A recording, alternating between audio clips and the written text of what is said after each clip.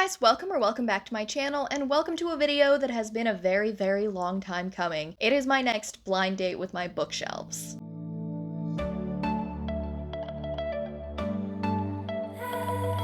I don't know the last time I did one of these, I'm gonna be straight up honest with you guys. I'm pretty sure it was early 2021, like spring-ish. If it was any later than spring, it was very early summer. So at least 6, 7, 8-ish months. I had great plans. I had really great plans to do Blind Date with my bookshelves monthly, but that clearly did not happen. So here we are, it is a new year, we have new goals, we are doing a new Blind Date with my bookshelves video. It is going to have to work just a little bit differently because I have more than just these shelves now. I do have my TBR shelves that are over in the bedroom. I have included them in the count. I don't really have any plans to include my unhaul cart in this. Maybe I should have, maybe I'll fix that next time.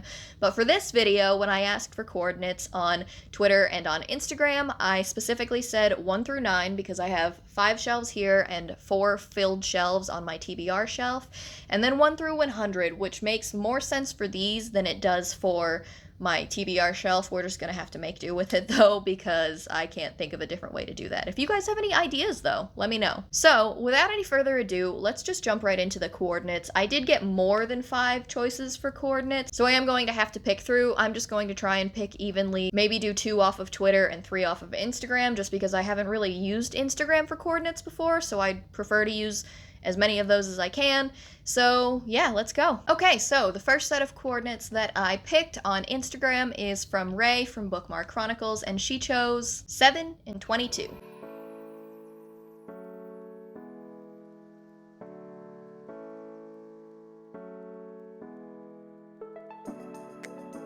So for 7 and 22, as you guys saw, that led over to my TBR shelf, which means that I obviously haven't read that, which means it is City of Fallen Angels by Cassandra Clare. This is book 4. Book 4. This is book 4 in the Mortal Instruments series. I have talked about it on my channel before, how I have made it through the first 3 of the Mortal Instruments. I have finished the Infernal Devices, and book 4 is where I am stuck on this entire series.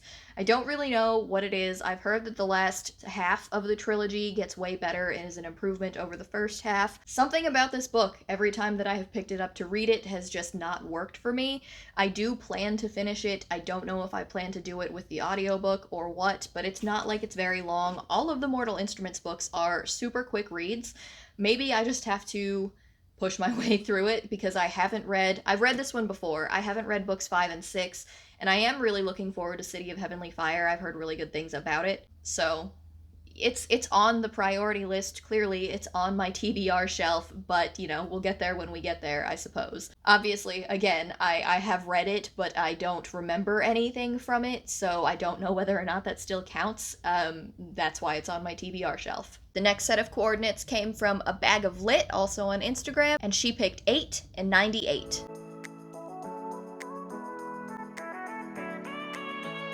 Next, we did 8 and 98. Again, this led to my TBR shelf, which means that I had to get creative because obviously there are not 98 books on those much smaller shelves, but after I repeated the cycle a few times, I did a little bit of math to make it easier on myself. That led me to The Magicians by Lev Grossman. Honestly, this might have popped up in a blind date with my bookshelves before, and I still haven't read it. I really enjoyed the first few seasons of this TV show. I loved it. I fell off of it because if you have been here for a while, that's what I do with a lot of TV shows. I don't necessarily always complete them. This was one of them. I don't really know how it concluded. I don't think I've heard anybody reviewing the end of the Magicians series. I have heard very mixed reviews on the actual books themselves because Quentin apparently is an intolerable ass. And I got that vibe. I have started The Magicians. I maybe got 2 chapters in and I didn't really love his character. He's just so much worse in the book than he is in the TV show. But, you know, it is what it is. If you haven't read the Magician series, if you haven't seen the TV show and you don't know what this is about, Obviously, this is an overused comparison, but a lot of people call it Harry Potter for adults because it involves a magical academy for college kids. It's actually more like Harry Potter meets Narnia for college kids if we're going to go with overused terms of comparison for this. But essentially, Quentin ends up taking a test that determines that he is in fact eligible to attend this school, which is called Black Bills, I want to say? Break Bills. Break Bills is what it's called. I have a keychain from Owl Crate that has the name of the university or whatever it's called on there. It's called Break Bills Academy, and he gets to attend it because he passes all of the questions that are on this test. But there's a different subplot that is also going on that involves this magical land called Fillory. He had read all of these books about Fillory when he was younger, and he fell in love with them. They're his favorite books of all time, and in true Narnia-esque fashion, ends up being able to visit the land of Fillory with a couple of the friends that he makes at the academy. Like I said, that's all that I know about the book specifically. I know a little bit more about the TV show, about the inner workings of the characters and how they interact with each other, but I'm not going to go too far into that. I'm still interested in reading it. This is the only book in the Magician series that I own. I probably want to go and rewatch the actual TV show because I liked it a lot, but we'll see. And then the last set of Instagram coordinates came from Andy with Read with Andy, and that is 6 and 18.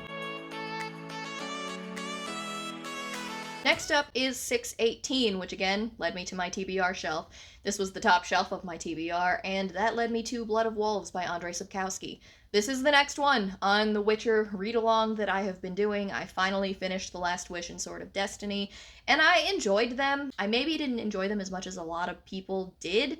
And that's possibly a problem because I have heard that people say that the short stories are the strongest part of the entire series. So The Last Wish was a hard 3 stars for me. Sword of Destiny was 4. I'm interested in what goes on in the rest of the series because I am interested in what happened in The Witcher Season 2, which I know is supposed to take place in Blood of Elves, like it's starting to move into the main storyline. But I also know that people have said that they've bastardized the story of the main series of The Witcher for Season 2 of The Witcher. So I don't really know who to believe there. I'm probably just going to have to figure it out for myself. I know that a lot of people have very mixed reception on how the rest of the Witcher series goes.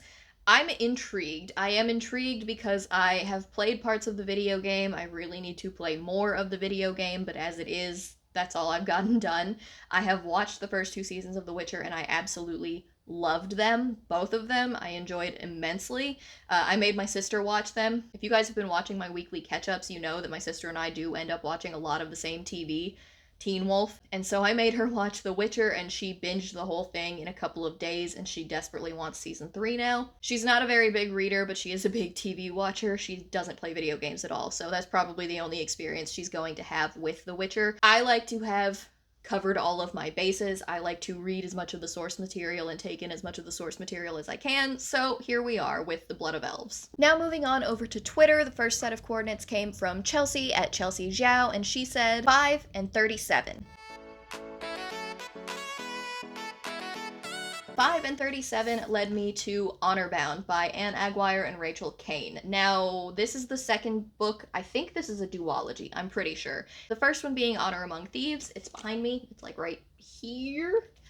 And I haven't read either of them, but I do have both. I'm still very, very intrigued by both. As far as I know, I'm pretty sure it's like a space opera involving a thief, and there might be some kind of a heist or a competition.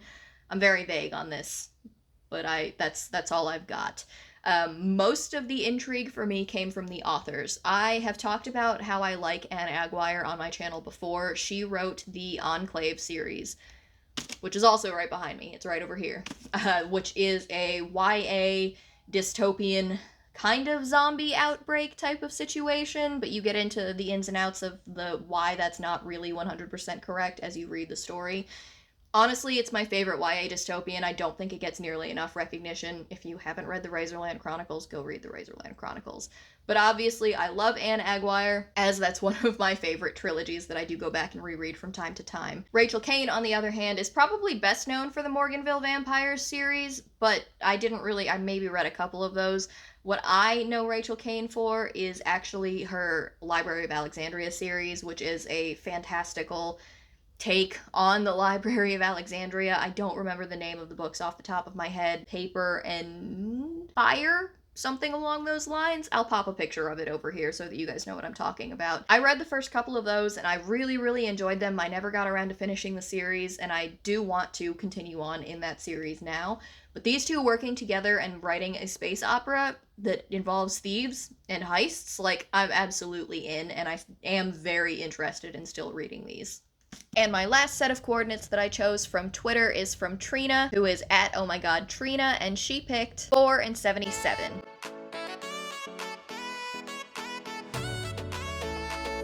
Last but not least, 4 and 77 led us to my favorites shelf, which leads me to Black Veil by Kristin Britton. Guys, I've been talking about the Green Rider series on this channel since it began. If you haven't picked it up because of me now, you should go and pick it up because of me, because I love what Kristin Britton has been doing. I have been reading the Green Rider series for over a decade at this point.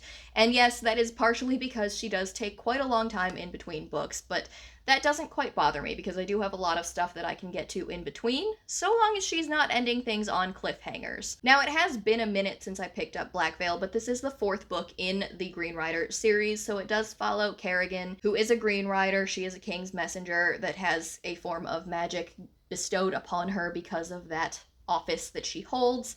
And you follow her as she's trying to save the world from various evils. She has a romance going on with the king that she really shouldn't have because technically he's engaged to be married to somebody else in a political marriage. And while I should be saying that I am here for the fantasy aspect of what Kristin Britton has written, I am 100% here for the romance between Kerrigan and Zachary.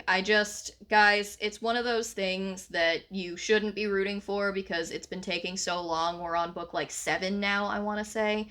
But I can't help it. I love them together, and I have been shipping them since I read the very first book, way back when I was a wee teenager. So, the Green Rider series. I don't think I gave this a full 5 stars. I want to say this was probably 4. The Green Rider series, for me, has been a bit of a roller coaster. I've loved all of them, don't get me wrong, but I definitely liked the first few books in the series way more than I did like the middle books in the series. However, Kristin Britton knocked Winterlight out of the park. In a true dream come true moment, I got an arc of Winterlight last year, and I got to read it before technically Winterlight came out. It was glorious. I love that book. It definitely has brought this series back to the forefront for me. Winterlight was so good, and I cannot wait to see what she comes out with next. I am willing to wait a very long time if that's the case. I know that she's working on it. She constantly posts on her Instagram and on her Facebook talking about updates for the books in the series that she's working on. They're also doing some kind of thing where they're making like soundtracks for every single book and doing like photo shoots for the characters in each of them. It's been very interesting to follow.